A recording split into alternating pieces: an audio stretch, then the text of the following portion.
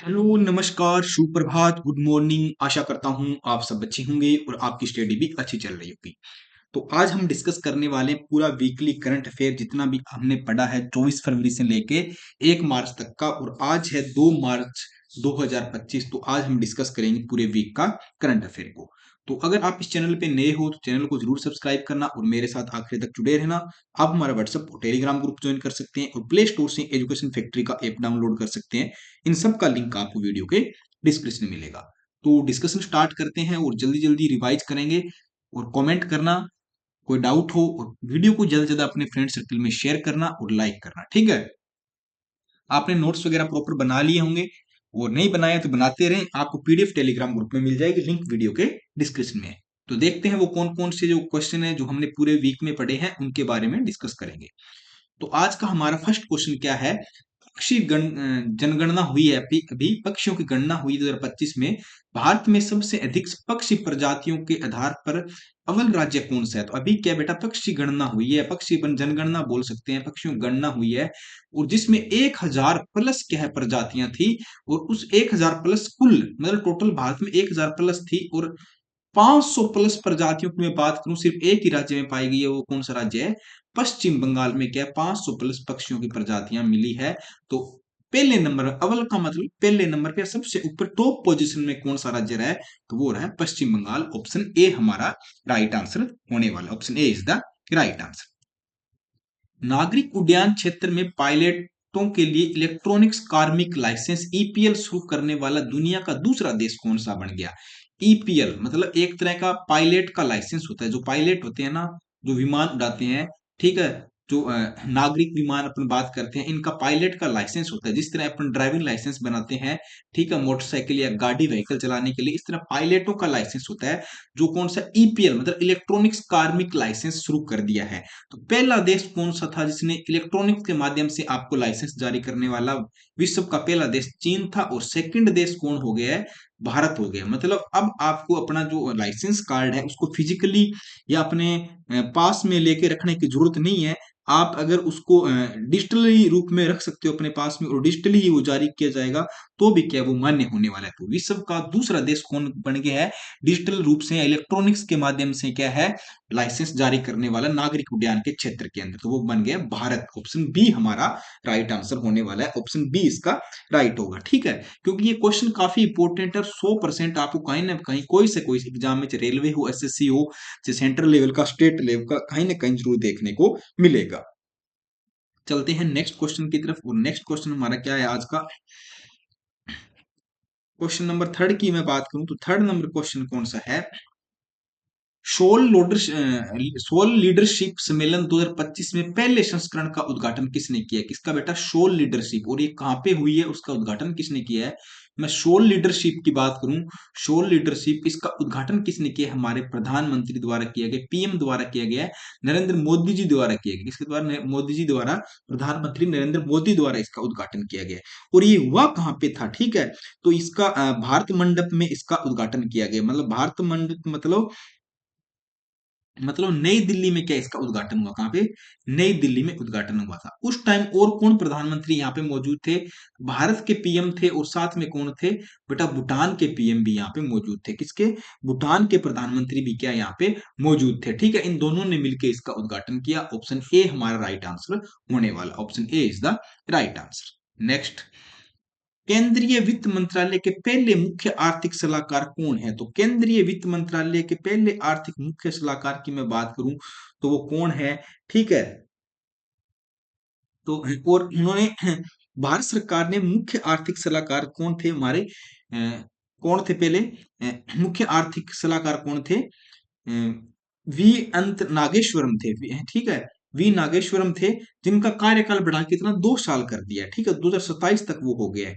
तो और जनवरी 2022 में क्या है, वीवी सुब्रमण्यम के स्थान पे ये नियुक्त हुए थे। ठीक है, उनकी मैं किसकी बात कर रहा हूँ? मैं सीए की बात कर रहा हूँ, सीई की बात कर रहा हूँ। ठीक है, हमारे मुख्य आर्थिक सलाहकार की बात कर रहा हूँ। बट अभी क्या है, केंद्रीय वित्त मंत्रालय के मुख्य आर्थिक सलाहकार कौन है? केंद्रीय मंत्रालय के मुख्य मुख्य आर्थिक सलाहकार की मैं बात करूं तो वो कौन है अभी?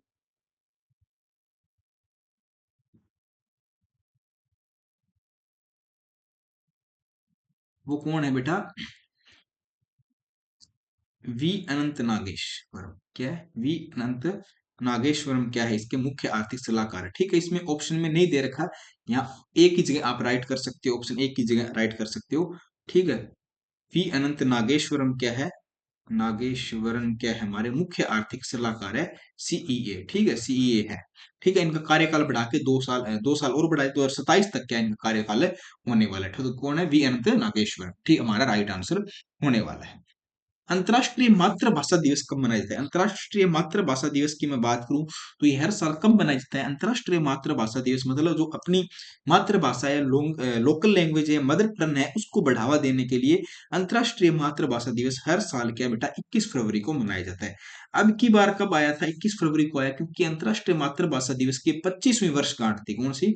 25वीं वर्षगांठ के उपलक्ष्य में बनाया गया, मतलब इनकी कौन सी थी? ये सिल्वर जुबली थी। ठीक है, सिल्वर जुबली के समारोह मनाया गया। इस बार थीम क्या थी? आजकल के थीम बहुत इंपॉर्टेंट हो चुकी है, जिन एग्जाम जो आते हैं उनमें थीम आपसे पूछी जाती है। तो अब की बार थीम क्या थी? अंतरराष्ट्रीय अंतरराष्ट्रीय अंतरराष्ट्रीय मातृभाषा अंतरराष्ट्रीय मातृभाषा अंतरराष्ट्रीय मातृभाषा भाषा भाषा दिवस अंतरराष्ट्रीय मातृभाषा दिवस की थीम सिल्वर जुबली समारोह। अंतरराष्ट्रीय मातृभाषा दिवस सिल्वर जुबली समारोह क्या थी? Silver silver jubilee jubilee jubilee समारोह क्या थी? इसकी थीम थी समारोह, इसकी क्या इसकी बार थीम है थी। ठीक है, इसके 25 साल पूरे हो गए, तो इस बार ये मनाया गया। ठीक है, तो ऑप्शन ए हमारा राइट आंसर होने वाला, option A is the right होगा। क्वेश्चन नंबर 6, 98वें अखिल भारतीय मराठी साहित्य सम्मेलन का आयोजन कहाँ किया जा रहा है? तो 98वां अखिल भारतीय मराठी साहित्य सम्मेलन की बात करूं तो अब की बार ये कहाँ पे होने जा रहा है?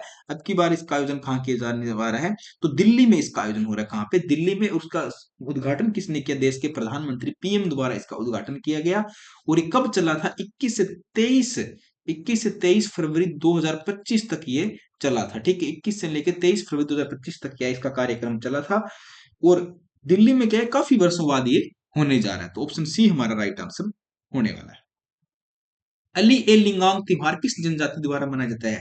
तो कौन सा त्योहार? अली ए लिंगांग। अली ए लिंगांग बात करें तो कौन सी जनजाति मनाती है और कहाँ का ये फेमस त्योहार है? तो ये जो जनजाति मनाती है वो कौन सी बेटा? मिसिंग जनजाति। कौन सी? मिसिंग जनजाति द्वारा ये त्योहार मनाया जाता है। किस द्वारा? मिसिंग जनजाति द्वारा ये त्योहार मनाया जाता है। और कहाँ का फेमस है? ये असम राज्य का फेमस है। कहाँ का? असम राज्य की जाति है। और जो पूर्वोत्तर भारत की जो जातियां हैं, मिसिंग जातियां, वो इस त्योहार को सेलिब्रेट करती है। तो ऑप्शन बी हमारा राइट आंसर होने वाला है। ऑप्शन बी हमारा क्या राइट आंसर होगा? ये फरवरी और मार्च के महीने में ही मनाया जाता है। ठीक है, ये भी आपको याद रखना, और असम राज्य का त्योहार है। हाल ही में टाइम मैगजीन की वर्ष की महिला 2025 की सूची में किसे भारतीय महिला को शामिल किया गया है? तो टाइम मैगजीन ने क्या है, अभी क्या है, 2025 की महिलाओं की लिस्ट जारी की है। वर्ष की महिला 2025 की टाइम मैगजीन के पुरस्कार वर्ष की महिला की एक लिस्ट जारी हुई है। उसमें भारत की तरफ से किसको उसके अंदर शामिल किया? डॉक्टर पूर्णिमा देवी को। डॉक्टर पूर्णिमा देवी बर्मन को क्या इस लिस्ट के अंदर शामिल किया गया? तो ऑप्शन ए हमारा राइट आंसर होने वाला है। ठीक है, इनको क्यों किया है? ये वन्य जीव प्रेमी है। ठीक है, और इन्होंने क्या किया है, जो वन्य जीवों से जुड़ी हुई जो संकटग्रस्त अगर मैं बात करूं, या उन जो प्रजाति हैं, जो बायोडाइवर्सिटी है या आर्द्र भूमि आवास के संरक्षण की पहचान करने के लिए इसके लिए काम कर रही है। ठीक है, तो इसलिए इनको इनमें शामिल किया गया। डॉक्टर पूर्णिमा देवी बर्मन, काफी इंपॉर्टेंट क्वेश्चन है, और इनका क्वेश्चन आपको कहीं ना कहीं देखने को जरूर मिलेगा। ठीक है, ऑप्शन ए हमारा राइट होगा। स्वामी दयानंद सरस्वती का मूल नाम क्या है? स्वामी दयानंद सरस्वती का मूल नाम क्या है? तो इनका मूल नाम क्या? मूल शंकर था। इनका मूल नाम क्या था? शंकर था। अब ये चर्चा में क्यों आया? तो आपको पता है कि 23 फरवरी को क्या इनकी जयंती थी। 23 फरवरी को क्या स्वामी दयानंद सरस्वती की जयंती थी। ठीक है, इसलिए क्या इन्होंने चर्चा में आया था। उनका जन्म कहाँ पे हुआ था? तो इनका जन्म हुआ था बेटा 12 फरवरी 1824 को गुजरात में इनका जन्म हुआ था। कहाँ पे? गुजरात। 18 फरवरी 1224 को गुजरात में जन्म हुआ था। और 1875 में क्या है, 1875 में इन्होंने क्या आर्य समाज की स्थापना की थी। किसकी? आर्य समाज की क्या इन्होंने स्थापना की थी। कब? 1875 के अंदर। और वेदों की ओर लौटो का नारा किसने दिया? इन्होंने दिया था। वेदों की ओर लौटो का नारा भी क्या इन्होंने ही दिया था। ठीक है, तो ऑप्शन ए हमारा राइट होगा। तब क्या ये चर्चा में आया है। वैसे पूछना तो ये था कि इनकी जयंती कब आती है, 23 फरवरी को आती है, ये भी आपको याद रखना है। जन्म इनका हुआ था कब, 12 फरवरी 1824 को गुजरात में हुआ। 18 क्षेत्र में आर्य समाज की स्थापना की, वेदों की ओर लौटो इन्होंने नारा दिया। हाल ही में पश्चिमी क्षेत्रियों की प्रसिद्ध की 27वीं बैठक का आयोजन कहाँ पे किया गया? तो पश्चिमी क्षेत्रीय परिषदों की 27वीं बैठक, कौन सी 27वीं बैठक का आयोजन कहाँ पे हुआ है? इस बैठक का आयोजन कहाँ पे हुआ और किसने किया? तो पुणे महाराष्ट्र में इसका आयोजन हुआ। कहाँ पे? पुणे महाराष्ट्र में आयोजन हुआ। अध्यक्ष कौन थे? इसकी अध्यक्षता किसने की? तो हमारे गृह मंत्री अमित शाह जी द्वारा इसकी अध्यक्षता की गई। किसने? अमित शाह जी ने। अमित शाह जी जो गृह मंत्री है, इन्होंने इसकी क्या अध्यक्षता की थी? तो ऑप्शन ए हमारा राइट आंसर होने वाला, option A is the right होगा। हाल ही में एस्कोट आराकोट यात्रा अभियान की शुरुआत कब हुई? एस्कोट आराकोट यात्रा अभियान की बात करूं तो इस अभियान की शुरुआत की बात करें तो इसकी अभियान की शुरुआत हुई थी 1974 में। कब शुरू हुआ था? 1974 में। और कहाँ का है मेन? ये मेन है बेटा उत्तराखंड का। कहाँ का? उत्तराखंड का ये मेन है। ठीक है। क्यों आज शुरू किया गया था?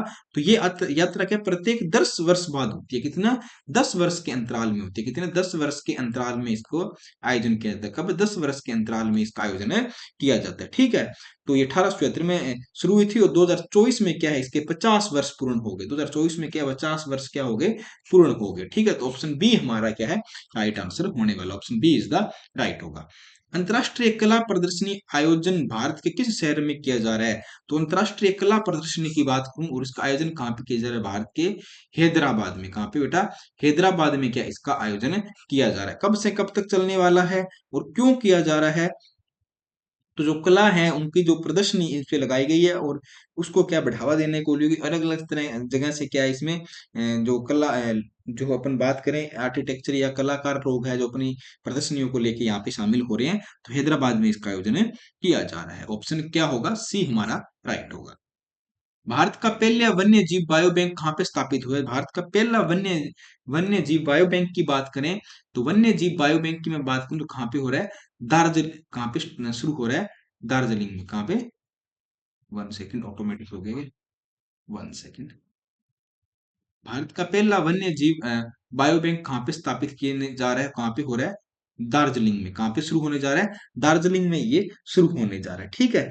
और कौन सा उद्यान है वहां पे हो रहा है? तो पद्मा नायडू हिमालय प्राणी उद्यान के अंदर ये शुरू हो रहा है। कौन सा बेटा? पद्मजा। कौन सा? पद्मजा। पद्मजा नायडू। पद्मजा नायडू हिमालयन। पद्मजा नायडू हिमालयन प्राणी उद्यान में क्या ये शुरू होने जा रहा है? पद्मजा नायडू हिमालय प्राणी उद्यान में क्या शुरू होने जा रहा है? दार्जिलिंग में ये शुरू हो रहा है। देश का पहला वन्य जीव बायो बैंक। ऑप्शन ए हमारा क्या राइट आंसर होने वाला, ऑप्शन ए इसका राइट होगा। नेक्स्ट क्वेश्चन, भारत के किस राज्य में गिद्धों की संख्या सबसे अधिक है? तो अभी क्या गिद्धों की गणना हुई है और भारत के कौन से राज्य में गिद्धों की संख्या सर्वाधिक है, मतलब सबसे अधिक है? सर्वाधिक कहाँ पे, कौन से राज्य में है? तो उस राज्य की मैं बात करूं तो वो राज्य है मध्य प्रदेश। एमपी के अंदर क्या सबसे ज्यादा भारत में गिद्ध पाए गए। टोटल पहले चरण में गिद्ध कितने थे? 12,981 गिद्ध दर्ज किए गए थे, जो कि 2025 के ये गिद्ध है। 2022 में कितने गिद्ध थे? 2022 में अगर गिद्ध की बात करूं तो 10,845 क्या 2022 में क्या ये गिद्ध थे, मतलब गिद्धों की संख्या में बढ़ोतरी हुई है। और सबसे ज्यादा कौन से राज्य? मध्य प्रदेश के अंदर गिद्ध पाए गए। ठीक है। ऑप्शन ए हमारा राइट होगा। वर्ष 2025 में किस देश को बंगाल की खाड़ी कार्यक्रम अंतर सरकारी संगठन का अध्यक्ष चुना गया है? तो वर्ष 2025 में किस देश को बंगाल की खाड़ी कार्यक्रम का सरकारी संगठन का अध्यक्ष किसे चुना गया? तो अध्यक्ष की बात करें 2025 का अध्यक्ष किसे चुना गया है? तो भारत को चुना गया। किसको बेटा? भारत को क्या इसका अध्यक्ष चुना गया। ऑप्शन ए हमारा राइट आंसर होने वाला। ठीक है। ऑप्शन ए इसका राइट होगा। भारत का पहला वन एयरपोर्ट जिसे हाल ही में राष्ट्रीय सुरक्षा परिषद द्वारा सर्वश्रेष्ठ सुरक्षा पुरस्कार से सम्मानित किया गया, तो कौन सा एयरपोर्ट है? सुरक्षा की दृष्टि से सर्वश्रेष्ठ सुरक्षा पुरस्कार कौन से एयरपोर्ट को मिला है? तो वो मिला है मनोहर पारिकर अंतरराष्ट्रीय हवाई अड्डा। कौन सा? मनोहर पारिकर अंतरराष्ट्रीय हवाई अड्डा को मिला है, जो कि कहाँ पे? गोवा में। कहाँ पे? गोवा। ऑप्शन ए हमारा राइट होगा। केंद्रीय उत्पाद शुल्क दिवस कब मनाया जाता है? तो केंद्रीय उत्पाद शुल्क दिवस की मैं बात करूं तो हर साल कब मनाया जाता है? ये 24 फरवरी को मनाया जाता है। कब है? 24 फरवरी को मनाया जाता है। और उसमें जो हमारा जो टैक्स है उसको वसूलने के लिए, उसको लागू करने के लिए, या जो देश के नागरिक है उनको इसकी याद दिलाने के लिए बोल सकते हैं, उनके जो कर्तव्य बनते हैं, टैक्स भरना चाहिए, इन सब चीजों के लिए किया जाता है। और केंद्रीय उत्पाद शुल्क नामक अधिनियम कब जारी हुआ था? ठीक है, तो केंद्रीय, ये आपको मैं बता देता हूँ, केंद्रीय उत्पाद उत्पाद शुल्क शुल्क एवं केंद्रीय उत्पाद शुल्क अधिनियम कब जारी हुआ था? नियम की बात करें तो 1944 का अधिनियम, कब का? 1944 का अधिनियम है, ये भी आपको याद रखना है। तो हर साल 24 फरवरी को आता है, ऑप्शन ए हमारा राइट होगा। कर्मचारी राज्य बीमा निगम ईएसआई की स्थापना कब हुई? तो कर्मचारी राज्य बीमा निगम ईएसआईसी की बात करें तो इसकी स्थापना कब हुई थी? तो इसकी स्थापना 1952 में हुई थी। अब इसके चर्चा में क्यों आया? इसका चर्चा में आने का मेन कारण क्या है? तो अंतरराष्ट्रीय श्रम संगठन आईएलओ, इंटरनेशनल लेबर ऑर्गेनाइजेशन ने क्या है कि इसके महानिदेशक ने क्या है कि ईएसआई द्वारा एएलओ के सहयोग से क्या इसमें इन्होंने क्या एक नया कार्यक्रम स्टार्ट किया। मतलब दोनों ने क्या, अभी इन दोनों के बीच में वार्ता हुई थी, किसके बीच में? इंटरनेशनल लेबर ऑर्गेनाइजेशन और ईएसआई के बीच में एक वार्ता हुई थी। इसको लेके चर्चा में आया, इन्होंने एक नई पहल शुरू की है। और जो कैंडिडेट चाहे प्राइवेट सेक्टर में चाहे गवर्नमेंट सेक्टर में जो ईएसआई कटाते हैं, अपना पीएफ कटाते हैं, तो वो लोग अच्छी बात भली बात से जानते हैं कि ईएसआई का मुख्य कार्य क्या होता है। तो आपको याद रखना है इसकी स्थापना कब हुई? 1952 में इसकी क्या स्थापना हुई थी? ऑप्शन ए हमारा राइट होगा। भारतीय कृषि अनुसंधान संस्थान आईएआरआई को किस नाम से जाना जाएगा? मतलब अभी क्या इसका नाम चेंज कर दिया, भारतीय कृषि अनुसंधान संस्थान का नाम चेंज कर दिया, और इसको किस नाम से जाना जाएगा? अब इसको पुषा के नाम से जाना जाएगा। इसके बेटा पूषा संस्थान इसका नाम कर दिया, और इसको अब पुषा के नाम से जाना जाएगा। ऑप्शन सी हमारा राइट होगा। ठीक है, ऑप्शन सी हमारा राइट होगा। और किसने किया है? हमारे कृषि मंत्री कौन है? शिवराज जी चौहान, इन्होंने इसके बारे में जानकारी दी है। नैना अमृतम 2.0 किस राज्य सरकार की पहल है? तो नैना अमृतम 2.0 जो अभी शुरू की गई है, कौन सी राज्य सरकार ने की है? केरल ने की है। और इसमें आपको एआई द्वारा के आंखों की जांच होगी, एआई के द्वारा के आंखों की जांच की जाएगी, आर्टिफिशियल इंटेलिजेंस के द्वारा के आंखों की जांच के लिए ये कार्यक्रम शुरू किया गया है। तो ऑप्शन बी हमारा राइट होगा। हाल ही में आई एक रिपोर्ट के अनुसार 2024 में किस देश की कंपनियों द्वारा प्रारंभिक एवं सार्वजनिक पेशकश आईपीओ के माध्यम से सबसे अधिक धन जुटाया? तो अभी क्या आईपीओ, जो जो लोग शेयर मार्केट में पैसा लगाते हैं वो जानते होंगे कि आईपीओ के माध्यम से सर्वाधिक धन जुटाने वाला देश कौन से बन गया है 2024 के अंदर? 2024 की रिपोर्ट आई तो वो कौन बन गया? भारत बन गया। भारत ने बहुत ज्यादा पैसा इकट्ठा किया आईपीओ के माध्यम से। ऑप्शन बी हमारा राइट होगा। अभी हाल ही में प्रधानमंत्री नरेंद्र मोदी ने वैश्विक निवेश शिखर सम्मेलन का उद्घाटन कहाँ पे किया है? तो वैश्विक निवेश शिखर सम्मेलन की बात करूं जिसका हाल ही में उद्घाटन किया और भारत के प्रधानमंत्री द्वारा किया गया, तो कहाँ पे? भोपाल मध्य प्रदेश में किया गया। और वहां पे इसकी मेन थीम क्या थी कि यहाँ पे लोग आए, ग्लोबल इन्वेस्टमेंट करे, ग्लोबल इन्वेस्टमेंट समिट थी, मतलब बिजनेस को बढ़ावा देने के लिए, वहां पे इन्वेस्ट करने के लिए इसका कार्यक्रम किया गया था। सैन्य अभ्यास धर्म गार्जियन किन दो देशों का बीच अभ्यास है? तो धर्म गार्जियन की मैं बात करूं जो कि एक सैन्य अभ्यास है और किन दो देशों के बीच में किया जाता है? तो ये भारत और जापान के बीच में किया जाता है। भारत प्लस जापान का क्या है? एक सैन्य युद्ध अभ्यास है। ठीक है, तो ऑप्शन डी हमारा क्या राइट आंसर होने वाला है।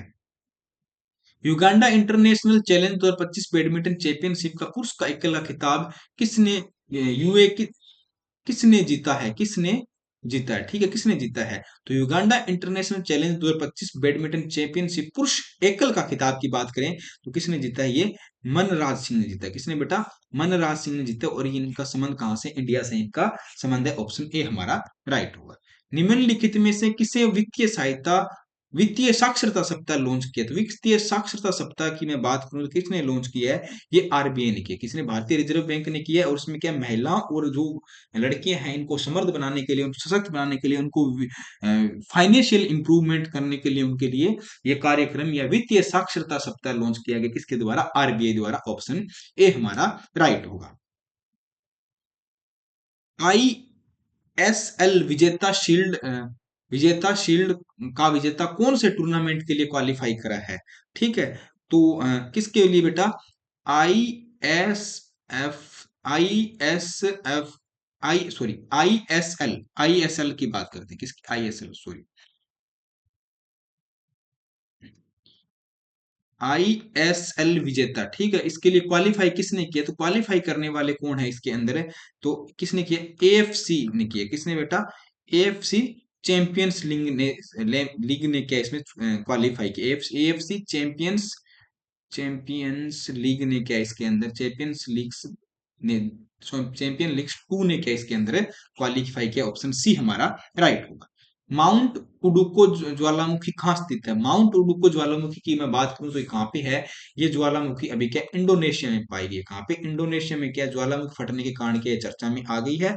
और ये क्या है हमारे बहुत एक सक्रिय ज्वालामुखी है, काफी टाइम से है और उसमें बहुत बड़ा विस्फोट क्या है अभी देखने को मिला। हाल ही में क्या बहुत बड़ा इसके अंदर विस्फोट हुआ है, जिसके कारण क्या है 5 किलोमीटर तक के ऊंचे विमान क्या प्रतिबंध लगा दिया। आप देख लो इसका धुआं या उसकी जलन कहाँ तक है कि 5 किलोमीटर तक क्या है इसके ऊपर के आसपास के एरिया में क्या विमानों का प्रतिबंध लगा दिया। ठीक है, वहां कोई विमान वगैरह नहीं उड़ाए जाएंगे। ऑप्शन बी हमारा राइट होगा।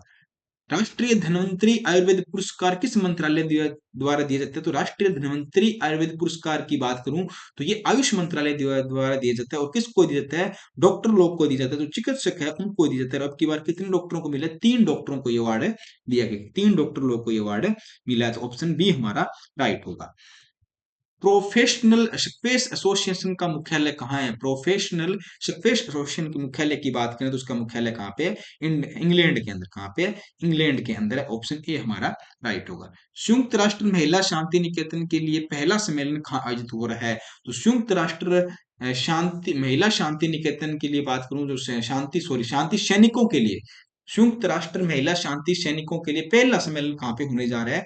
जो इसमें ये कहाँ पे हो रहा है? नई दिल्ली भारत में होने जा रहा है। मतलब यूनाइटेड स्टेट या संयुक्त राष्ट्र की जो महिला किसके अंदर है? सैनिक है, उनके लिए एक कार्यक्रम आयोजन किया जा रहा है। तो कहाँ पे? नई दिल्ली में भारत में इसका आयोजन किया जा रहा है। पहला देश और 35 से अधिक देशों की महिलाओं ने जो डिफेंस के अंदर इसके अंदर भाग लिया है। ठीक है, तो ऑप्शन क्या होगा? ए हमारा राइट होगा। कार्बन बाजार का पहला अंतरराष्ट्रीय सम्मेलन प्रकृति कहाँ पे हुआ है? आपसे पूछे प्रकृति का है तो क्या ये कार्बन बाजार का अंतरराष्ट्रीय सम्मेलन है? मतलब जो कार्बन है इसको उसके व्यापार को लेके, इसके बिजनेस को लेके सम्मेलन किया गया। और कहाँ पे होने जा रहा है ये? अब की बार है न्यू दिल्ली में इसका आयोजन हुआ। कहाँ पे? न्यू दिल्ली में क्या इसका आयोजन किया गया। तो ऑप्शन बी हमारा राइट होगा।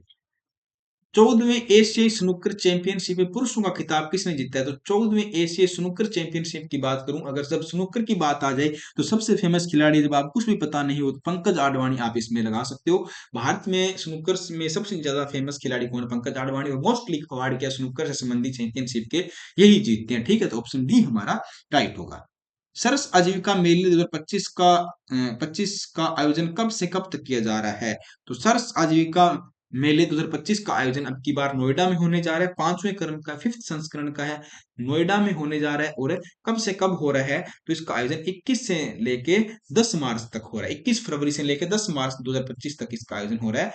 21 फरवरी से लेके 10 मार्च तक इसका आयोजन होने जा रहा है। ठीक है, ऑप्शन ए हमारा राइट होगा।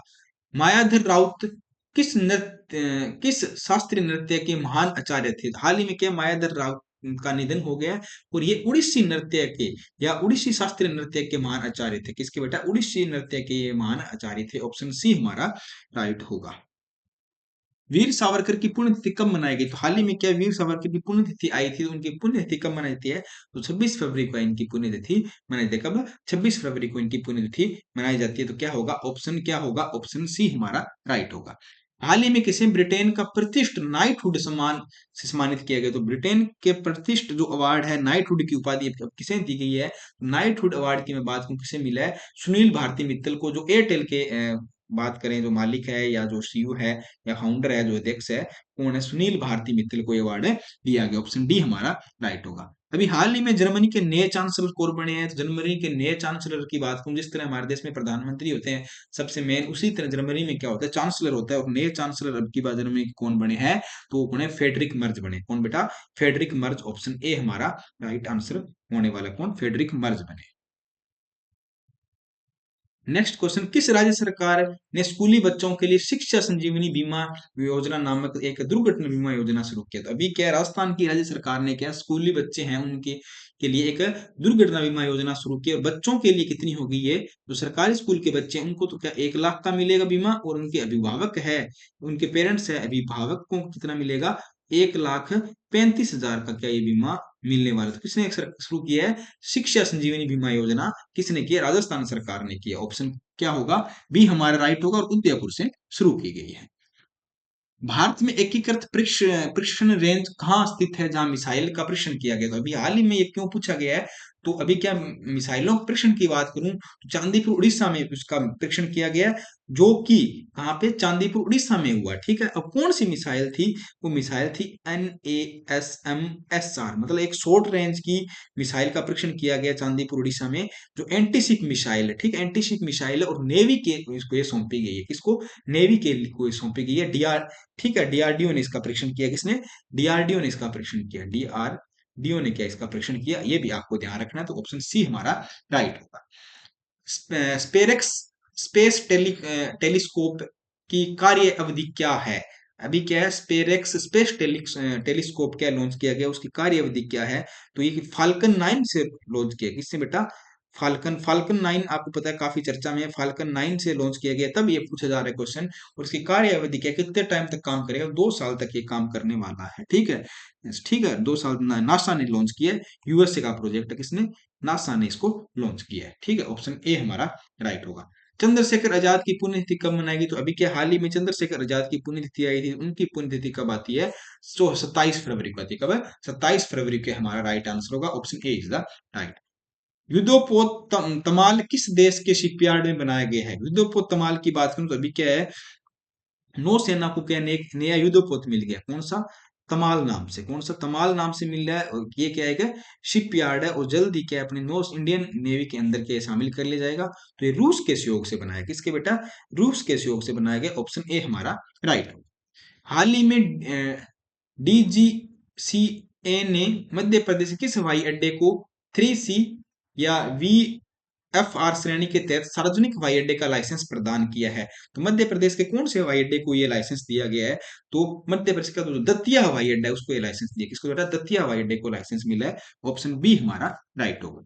हाल ही में किस देश ने गोल्डन कार्ड वीजा की घोषणा की है? तो गोल्डन कार्ड वीजा घोषणा की बात करूं, मतलब क्या है गोल्डन? आप देखो भाई साहब, ट्रम्प वहां पे क्या है? राष्ट्रपति बन गए। कहाँ पे?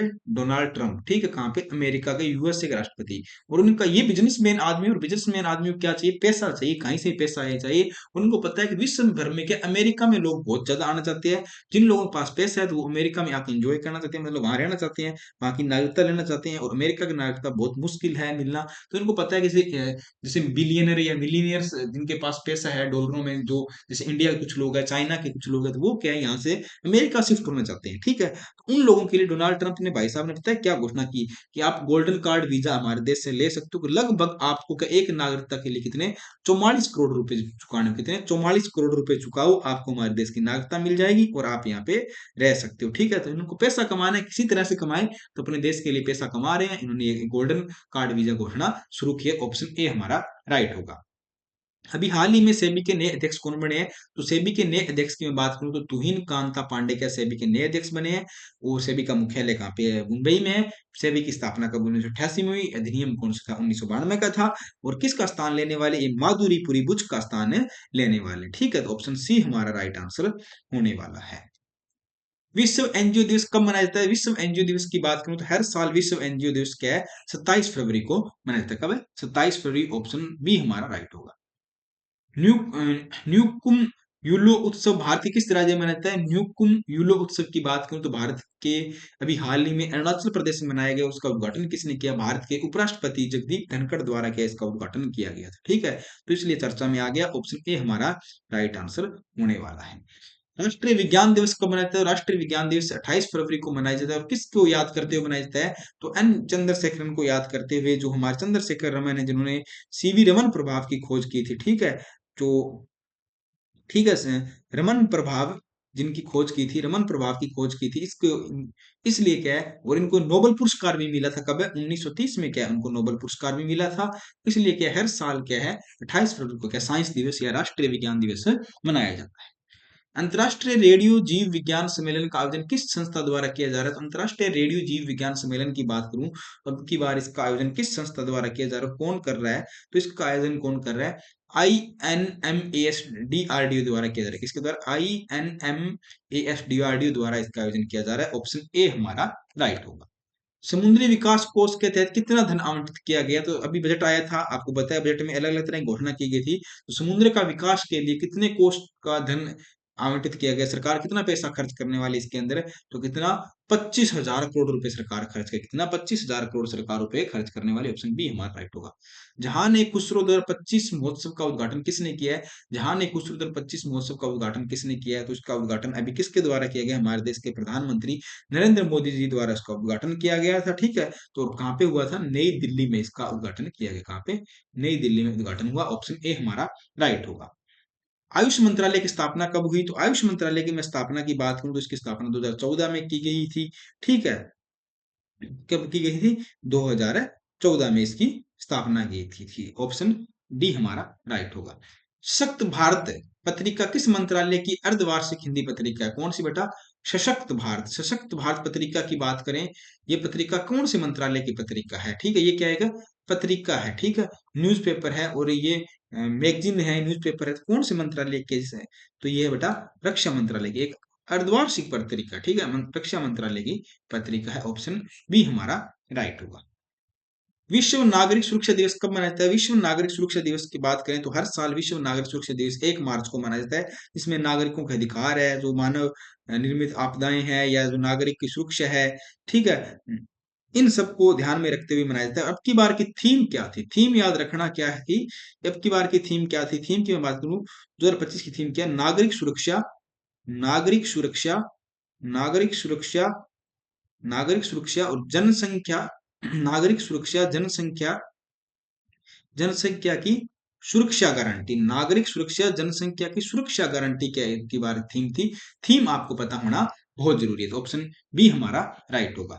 भारत कॉलिंग कॉन्फ्रेंस 2025 का उद्घाटन किसने किया? भारत कॉलिंग कॉन्फ्रेंस 2025 का उद्घाटन हमारे केंद्रीय वाणिज्य उद्योग मंत्री पीयूष गोयल जी द्वारा क्या इसका उद्घाटन किया गया। और कहाँ पे उसका उद्घाटन हुआ था?